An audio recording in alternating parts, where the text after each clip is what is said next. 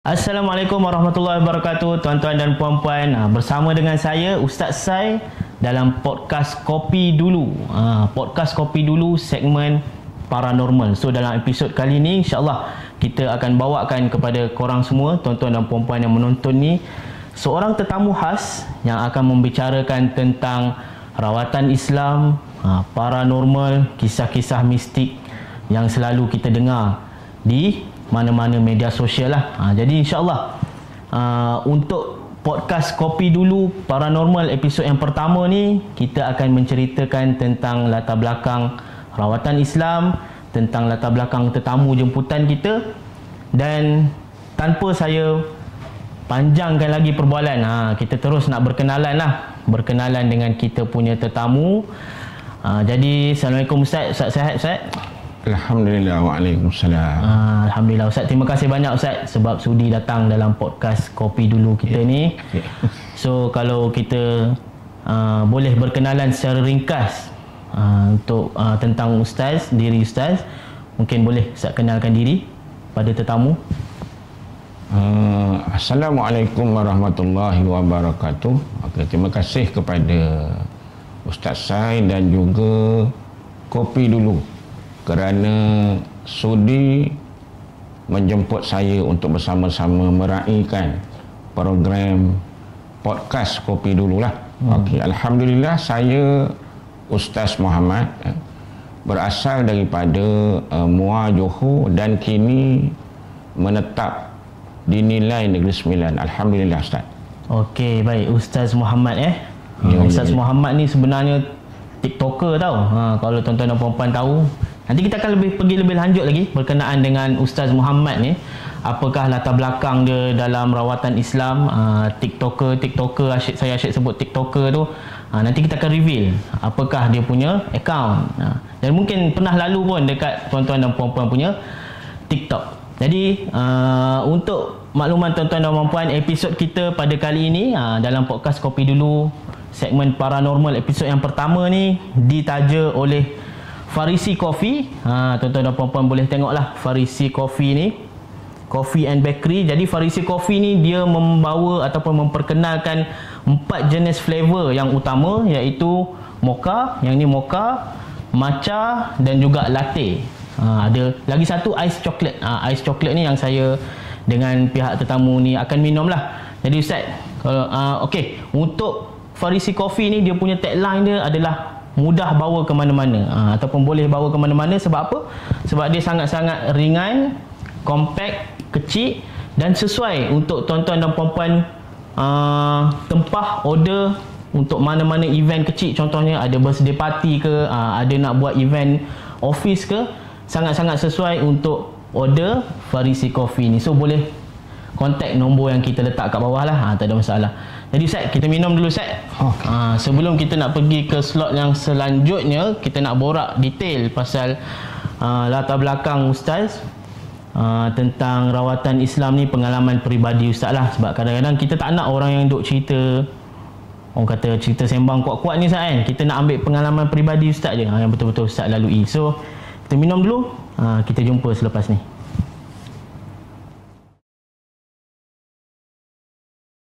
Okey, bersama lagi kita dalam podcast Kopi Dulu dengan saya Ustaz Sai. InsyaAllah kita akan berborak selanjutnya dengan tetamu kita yang khas dibawa daripada Nilai, Ustaz Muhammad kita. Jadi Ustaz, kalau boleh Ustaz share sikit lah kan, tentang background Ustaz sikit. Maksudnya tentang rawatan Islam ni, Ustaz menuntut rawatan Islam ni daripada mana, sebagai untuk kita nak tahulah. Kalau boleh Ustaz share tahun bila, boleh Ustaz? Okey, secara saya mula menuntut ilmu pengubatan Islam ni bermula dari tahun 2005. Iaitu di Darussyifaa Bangi. Pada ketika tu saya bertugas sebagai penjawat awam di KLIA dan mencuba untuk mendaftar sebagai pelajar di Darussyifaa Bangi Ustaz. Darul Syifa Bangi. Baik, Darul Syifa Bangi ni almarhum Tuan Guru Ustaz Arundin, Ustaz? Betul, Ustaz. Pada ketika tu almarhum, alhamdulillah saya masih berkesempatan untuk bersama dengan almarhum selama 1 tahun pengajian di Darul Syifa Bangi. Okey. Darul Syifa ni, Ustaz, kita memang sangat familiar lah dengan nama Darul Syifa ni kan. Jadi apa cara, maksudnya Ustaz kata tadi setahun. Ya. Belajar tu setahun belajar dengan Darul Syifa. Jadi lepas setahun tu apa akan jadi? Okey. Sepanjang setahun tu, permulaannya lah saya cerita daripada mula. Kita ni kena mendaftar sebagai pelajar kepada Urustia Darul Syifa lah. Okey. Mungkin selepas kita mendaftar, Urustia akan hello kita. Okey, Cik Mat diterima untuk mendatangi, untuk hadir ujian tasmik sebelum layak diterima sebagai pelajar. Okey, macam interview lah. Ya, betul. Tapisan. Untuk tapisan. Saya bila terima panggilan tu rasa cukup seronok lah. Memang ada minat untuk mendalami cabang rawatan dalam Islam ni. So saya pergilah untuk interview, dan ketika interview tu kita diminta untuk membaca beberapa ayat.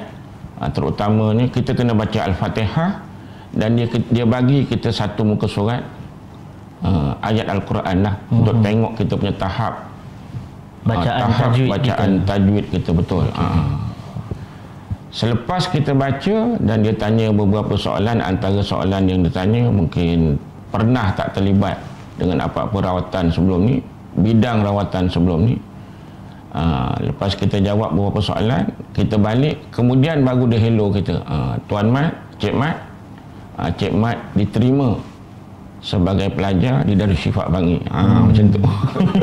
Okey. Macam masuk sekolah lah. Ya, betul. Ada tapisan, Ustaz.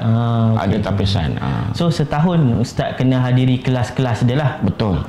Kelas-kelas dia sekali, maksudnya seminggu tu? Seminggu sekali. Saya semua pelajar-pelajar yang diterima untuk pengajian pengubatan Darul Syifa kena hadir kuliah pengubatan seminggu sekali. Pada ketika tu saya hari Isnin bermula daripada maghrib, solat maghrib berjemaah, solat hajat, bacaan Yasin dan zikir-zikir yang akan diijazahkan, bacaan doa dan solat isyak. Selepas solat isyak barulah bermulanya kuliah pengubatan yang akan disampaikan sendiri oleh almarhum Tuan Guru sehingga 11 malam. Dan perjalanan kuliah ni setiap minggu selama setahun. Okey. Selama setahun, Ustaz. Bila dah setahun tu, habis setahun pengajian kita akan dapat sijil ke apa ke sebagai perawat Islam lah. Betul. Dalam tempoh setahun ni ada syarat dia, Ustaz. Kita cuma boleh tidak hadir selama sebanyak 3 kali sahaja. Dalam setahun? Dalam setahun tu. Okey, sangat strict lah dia punya syarat-syarat. Dia nak pelajar-pelajar dia hadir seboleh mungkin, kena hadir kuliah. Sebab penting mungkin. Bila nak merawat orang, kalau tak cukup dia punya bekalan dia, tak cukup dia punya pengetahuan ilmu untuk merawat, tidak akan mampulah untuk berdepan dengan isu-isu rawatan. Betul. Yalah. Ya, okay. Macam doktor lah, Ustaz, kan, kita kata kan. Ya. Rawatan Islam ni seolah-olah macam kalau doktor medik ni 6 tahun 6 tahun belajar, tiba-tiba ada kelas di Ponteng ke apa ke, sudah. Sampai pesakit datang dia tersalah prescribe ubat. Oh, naya, Ustaz, kan. Betul. Begitu jugalah rawatan Islam tu sangat-sangat penting lah untuk doktor ni, doktor rawatan Islam lah kita kata. Ya. Kita panggil perawat Islam kan. Okey, untuk perawat Islam ni tahu cara yang tepat. Jadi Ustaz, kalau Ustaz boleh share kan, Ustaz cerita tadi 2005 Ustaz mula mengaji Darul Syifa secara formal lah. Jadi adakah minat ni datang waktu tu ke, Ustaz, ataupun mungkin dalam tempoh Ustaz membesar ke, ada pengalaman-pengalaman ke yang membuatkan Ustaz rasa minat nak belajar lebih lanjut pasal rawatan Islam? Okey. Secara tepatnya saya pun tak tahu bila ketika minat tu muncul. Cuma mungkin latar belakang ataupun sejarah kehidupan diri saya daripada kecil memang didedahkan dengan ilmu perubatan selain daripada klinik dan hospital. Saya teringat lagi Ustaz ya, pada ketika saya kecil-kecil dulu, mungkin sekitar 7 tahun, 8 tahun, kita masih boleh ingat pada ketika tu. Jadi pada ketika tu selain daripada perubatan moden, klinik dan hospital, bila kita sakit, demam, kembung, menangis dan sebagainya, adik-beradik ramai, almarhum arwah abah ni akan bawa kita ni selain daripada ke klinik dan hospital, kadang-kadang kita dirujuk juga kepada pawang dekat kawasan kampung tu. Okay. Tempat saya panggil pawang, Ustaz. Pawang, dukun, bomoh, sama kategori yang sama lah. Okay. Tapi di tempat saya lebih sinonim dengan perkataan pawang. Tu tahun bila tu, Ustaz? Itu sekitar awal 70-an. Awal 70-an. Waktu tu memang kita kata perawatan Islam ni belum muncul lah. Betul. Memang tak ada dengar lah. Betul, Ustaz. Pada ketika tu kita macam tak dengar adanya rawatan Islam. Yang kita rujuk pada ketika tu pawang dekat kampung tu. Dan pawang ni merupakan satu sosok yang dikagumi lah. Mungkin di kampung tu selain daripada imam dan bilal yang selalu lead majlis tahlil, kenduri dan seumpamanya, pawang tu sendiri, golongan pawang ni mungkin pada ketika tu bergerak setaraf popularnya di kampung tu, sebagai sumber rujukan juga. Gitu. So taraf dengan imam dengan bilal lah, ya, kita kata popularitinya. Okay. Menjadi rujukan lah. Ya, betul. Untuk orang minta tolong apa-apa berlaku, Ustaz. Betul, Ustaz. Kalau Ustaz ada, boleh share lah pada penonton kita kan, ada tak pengalaman peribadi Ustaz sendiri kan? Macam tu Ustaz cerita arwah abah Ustaz ke apa kan? Kalau Ustaz boleh share. Cuma saya nak tambah sikit, Ustaz. Okey. Pada ketika tu pawang ni, golongan pawang ni, entiti pawang ni, dia berbeza dengan entiti ketua-ketua di masjid ni, imam dan bilal. Kalau berbeza dengan sekarang, kalau kita tengok kebanyakan imam, bilal ataupun ustaz-ustaz ni dia berkebolehan dengan rawatan Islam. Memang dia ambil inisiatif untuk mengaji rawatan Islam. Pada ketika tu berbeza. Golongan pawang ni bukan imam dan bilal. Okey. Tak ada kita sakit, anak menangis tengah malam, kita cari bilal atau kita cari imam, tak ada. Pada ketika tu kita rujuk pada pawang dekat kampung tu. Memang dua entiti, dua individu yang berbeza lah. Cuma sekarang ni tak macam tu. Mungkin kesedaran tu dah ada. Betul, Ustaz. Betul. Alhamdulillah lah. So tadi saya nak share tu tadi, pengalaman peribadi Ustaz ni. Pada ketika tu seingat-ingat saya, kalau kita pergi berjumpa dengan pawang, dekat kampung saya tu ada 2-3 yang kita rujuk lah. Jadi dah pergi klinik ni, pergi klinik mungkin 2 kali ke tak selesai lah dengan Panadol ni. Jadi arwah abah ni akan bawa kita jumpa dengan seorang wak ni lah. Pada ketika tu dia akan kadang-kadang kemenyan, Ustaz, berasap kemenyan. Memang macam dalam drama tu lah kita tengok dalam drama lah. Macam dalam drama. Ada dia punya tembaga tu, ada kemenyan dia, dan kadang-kadang kalau asap tu dah kurang, dia gosok-gosok balik, serbuk kemenyan tu jatuh pada bara tu, dia pun. Kalau pawang tu dipanggil rumah kita, Ustaz, kita lah sediakan tu tempat bara tu. Kalau kat rumah dia ada bara dia sendirilah. Dan seingat saya, antara bahan yang digunakan, dia akan ambil satu piring, letak minyak kelapa dan beberapa ulas lada hitam. Jadi dia gosok-gosok lada hitam tu dalam piring tu, dia ambil lada hitam tu, dia letak kat jari kita ataupun kat ibu jari kaki, dia gosok-gosok. Dia baca apa, Ustaz? Saya tak dengar dia baca apa, Ustaz. Kadang-kadang pada ketika tu mungkin melaung ke, menangis lah, kesakitan ke apa, kita tak baca. Dia akan test dekat ibu jari kita. Kalau kat kaki, kat ibu jari kaki, tu antara kaedah yang digunakan. Tahun 70-an. Awal 70-an. Okey, selain daripada tu, Ustaz, kehidupan diteruskan. Saya meningkat remaja, masuk sekolah menengah 1980. melanjutkan pelajaran ke Sarawak. Okey. Jadi ketika nak melanjutkan pelajaran pengajian di Sarawak tu, arwah abah ni bawa juga jumpa dengan pawang tadi untuk minta pendinding diri. Nak hantar anak jauh. Nak hantar anak jauh, merantau, naik kapal terbang, Sarawak pula tu lagi, penuh kerisauan. Yalah, tahun 80. Ya, tahun 80. So minta dengan pawang tu bagi satu kain putih. Kain putih. Dia gulung-gulung buat macam tali pinggang. Jadi tengah-tengah tali pinggang daripada kain putih tu, saya nampak macam ada bonjolan lah. Bonjolan yang diikat pada simpulan kain putih. Saya agak-agak kemenyan lah. Jadi diserah pada saya, ni pendinding diri untuk mengaji di Sarawak. Jadi sekali-sekala saya pakai lah, Ustaz. Ikat kat perut. Ikat kat perut. Jadi kita rasa confident lah masa tu. Dah ada pendinding diri kan. Rasa kebal. Kalau keluar tu kebal macam kentak lah kan. Okey, dia psikologi dia memang ada, Ustaz. Betul. Bila kita pakai tu. Itulah antara kelemahan kita lah kan. Sebab masa tu tak ada, Ustaz. Tak kedengaran rawatan Islam tu, saya bagi tahu tadi. Tidak dirujuk Imam dan Bilal kat kampung tu untuk mendapatkan apa-apa rawatan. Seingat saya dekat kampung saya tu ada seorang dah, Bilal, yang ada kebolehan santau. Dia ada kebolehan santau. Itulah yang saya ingat sepanjang saya berada kat kampung. Golongan Imam dan Bilal yang ada pengetahuan untuk merawat.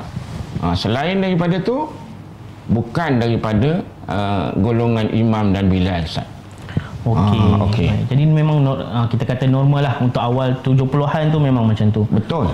So bila Ustaz, pengalaman Ustaz kan, lepas dah berkahwin contohnya kan, berkahwin, Ustaz kahwin tahun bila, Ustaz? Okey. Saya kahwin 1988. 1988. So tahun 90 tu dah dikurniakan cahaya mata. Ada. Okey, saya nak tanya, sebab saya lahir tahun 95, Ustaz. Ya, okey. So adakah awal 90-an tu masih maksudnya benda ni masih ada lagi lah, kita kata, adakah waktu tu contoh Ustaz, anak-anak Ustaz ke ataupun isteri ke, ada yang mendapatkan rawatan daripada pawang-pawang ni macam ni? Pertama berlaku pada isteri saya sendiri.